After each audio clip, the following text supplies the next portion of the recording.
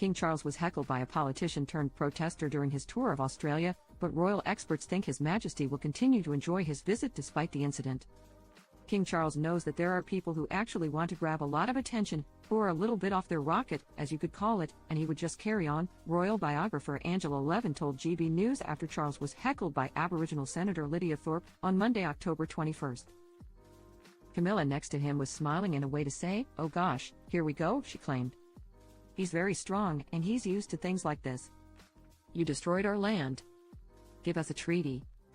We want a treaty in this country. You are a genocidalist," Thorpe shouted at Charles and Queen Camilla. "This is not your land. You are not my king. You are not our king. F the colony." On the day of Charles' appearance, Thorpe took to X to double down on her stance. "Not my king," she wrote. "Treaty now."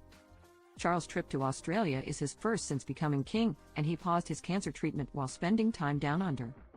"He's had such a wonderful welcome. There were thousands of people outside the church yesterday, and people are delighted to have seen him," Levin noted.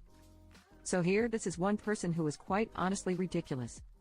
She tried to make a big show of herself yesterday at the Australian War Memorial, and police were trying to stop her and she was fighting with them and screaming at the same time, the royal expert added. So she pulled off her jumper, which is what he was hanging onto, and ran away. She obviously thought, well, I'll try again tomorrow. Okay, previously reported royal correspondent Ingrid Seward speculated Charles was shocked by Thorpe's behavior. Lidia Thorpe is actually the first Aboriginal senator. She's the senator for Victoria, and she has a reputation for popping up and protesting, royal correspondent Seward told GB News. This would have not come as much of a surprise to the people there, Seward shared. She was wearing an Aborigine cape. She has the right to protest, it's a democracy. Australia became a part of the British Commonwealth in 1901 during Queen Victoria's reign, but Aboriginal people were excluded from the country's census and denied the right to vote for decades. Throughout her career, Thorpe has been a vocal advocate for Indigenous communities in Australia. "I think that the king was actually rather taken aback more than hurt," the royal expert added.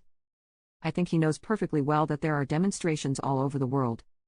The thing she said, 'You are not my king,' is something that he has heard before, but it doesn't make it very pleasant," she added.